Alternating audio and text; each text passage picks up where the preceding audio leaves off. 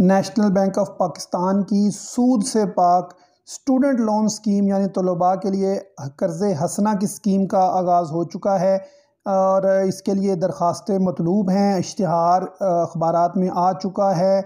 29 जुलाई 2022 इसकी last date है। इसके लिए दरख्वास्त देने के तरीक़ाकार क्या है, फॉर्म फिल करने का मुकम्मल तरीका मैं सिखाऊंगा।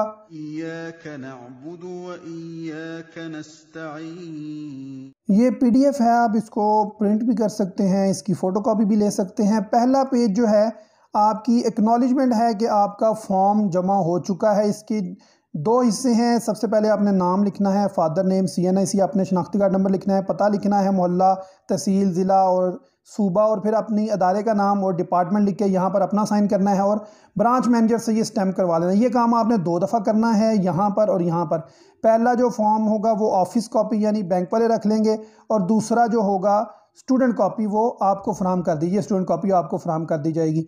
दूसरा पेज एक्चुअल में फॉर्म है जो आपने सबमिट करना है और 2 सेट इसके देने हैं। कैपिटल वर्ड्स लिखेंगे। सबसे पहले आपने अपना नाम लिखना है। मोहम्मद अनस है तो मोहम्मद के D और अनस के A के दरमियान एक खाना खाली छोड़ देंगे। सन ऑफ, डॉटर ऑफ बताएंगे। मुस्तकिल पता बताएंगे। फ़ोन नंबर कोई है तो वो लिख देंगे। आर्जी पता है तो लिख देंगे, नहीं तो डैश लगा के DO लिख दें, जो ऊपर है वही डेट ऑफ बर्थ लिखें। अपने गार्डियन का नाम लिखें, अगर फादर ही गार्डियन है तो वो फादर का नाम लिखेंगे। प्रोफेशन बताएंगे कि उनका पेशा क्या है, उनकी ग्रॉस आमदनी क्या है, माहाना कितनी है, और फिर आगे सालाना बता दें कितनी है, और वालिद का शनाख्ती कार्ड नंबर, गार्डियन का शनाख्ती कार्ड नंबर, यूनिवर्सिटी जिसमें आप पढ़ रहे हैं, कॉलेज जिसमें आपने पढ़े उसका नाम लिखना है। आपने अपना प्रोग्राम चूज़ करना है, ग्रेजुएशन के अंदर कौन सा है, पोस्ट ग्रेजुएट में कौन सा है, PhD का सब्जेक्ट बता सकते हैं। तीनों में से कोई एक आप टिक करेंगे। आप बताएंगे जो दाखिला लिया था उसका डेट, मंथ, ईयर क्या है और किस मजमून में आपने दाखिला लिया है। इसके बाद बताएंगे कि टोटल कितने साल का ये प्रोग्राम है और आप इस वक्त कौन से प्रोग्राम में मौजूद हैं, तो वो आप यहाँ पर टिक करेंगे। इसके बाद आप बताएंगे कि आपको इस साल के लिए कितनी फ़ीस चाहिए, उसकी हॉस्टल की फ़ीस कितनी है और किताबों की फ़ीस कितनी है, और बाकी जो तालीम रह गई है उसके लिए आपको यूनिवर्सिटी की फ़ीस, हॉस्टल फ़ी और किताबों के लिए कितनी फ़ीस चाहिए होगी। इसके बाद आपने मैट्रिक का जो से लेकर ऑनवर्ड जितने आपके पास सर्टिफिकेट्स हैं, डिप्लोमास हैं, रिज़ल्ट कार्ड हैं, उनका आप बारी बारी बताएंगे। सबसे पहले मैट्रिक लिखेंगे, फिर HSSC हायर सेकेंडरी का बताएंगे, फिर BA, MA, MSc, MPhil और PhD तमाम की यहाँ पर आप तफसील बताएंगे। अगर कोई स्कॉलरशिप मिली है, कोई वजीफ़ा मिला है तालीम के दरमियान, वो बताएंगे।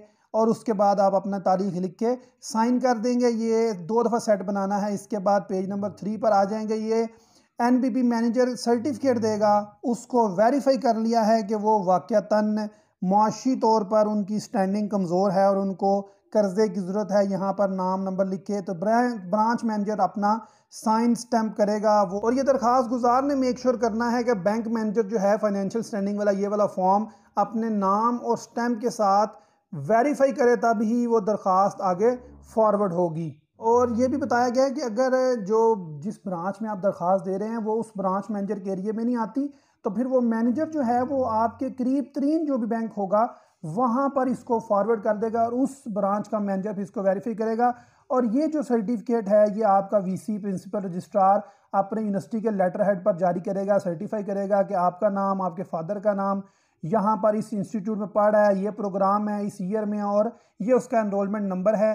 वहाँ पर ये मज़ीद बताएगा कि कोई भी स्कॉलरशिप इसको इस प्रोग्राम के लिए नहीं मिली और obtained मार्क्स जो हैं उसके वो 70% से ज़ायद हैं। मेरिट पर दाखिला लिया है, सेल्फ फाइनेंस पर नहीं लिया। और जो एज लिमिट नेशनल बैंक ने डिक्लेयर की है उसी के अंदर इसकी डेट आती है, उम्र इसकी आती है। और इसके तमाम डॉक्यूमेंट्स जो इसने साथ लगाए हैं एडमिशन के वक्त वो ओरिजिनल हैं। और इसके इतने साल का प्रोग्राम है और इस साल और इस मंथ और इस ईयर जाके इसकी डिग्री मुकम्मल हो जाएगी। इसके लिए रिकमेंड किया जाता है कि लोन बाकी अरसे का मंजूर किया जाए। Signature of vice chancellor, principal या रजिस्ट्रार। यहाँ पर मैं आपको बता दूं कि जो आपने अपने हासिल करदा नंबर हैं, अगर आप यूनिवर्सिटी में पढ़ रहे हैं तो वो GPA में होती है, आपने उसको कन्वर्ट करके परसेंटेज में लिखने हैं। यहाँ पर GPA एंटरटेन नहीं किया जाएगा। एप्लीकेशन अगर प्रॉपरली फिल ना की गई हो और कोई चीज़ मिसिंग हो तो एप्लीकेशन रिजेक्ट हो जाएगी। सबसे पहले आपने 2 तस्वीरें लगानी हैं और 17 अफसर से उनको अटेस्ट करवाना है।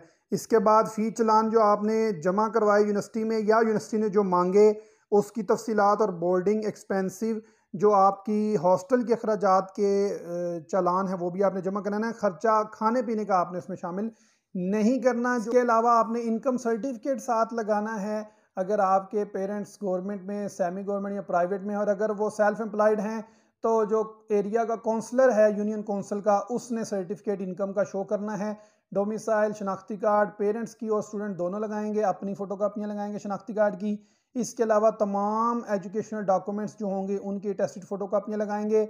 जो रजिस्ट्रार ने आपको सर्टिफिकेट जारी किया है और उस जिसके अंदर वो एडमिशन और कंप्लीशन डेट लिखी है वो ओरिजिनल लगाएंगे। 4 लिफाफे परमानेंट और हॉस्टल का एड्रेस लिखेंगे 5x11 साइज़ के, जो स्टैंप नहीं है और उस पर आपका नाम होना चाहिए, वो लिफाफे भी साथ लगाएंगे। और अगर आपकी एप्लीकेशन में कोई भी डॉक्यूमेंट मिस हुआ तो उसको प्रोसेस नहीं किया जाएगा।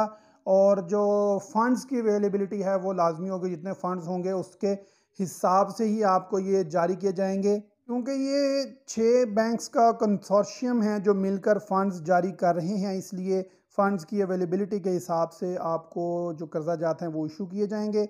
इंशाल्लाह अगर आपके जहन में कोई सवाल हुआ तो मुझसे ज़रूर पूछिएगा, मैं उनका जवाब देने की भरपूर कोशिश करूँगा। पाकिस्तान वेल्थ अकेडमी से इंजीनियर मलिक अनस को इजाज़त दीजिए। अल्लाह हाफ़िज़। पाकिस्तान पाइंदाबाद।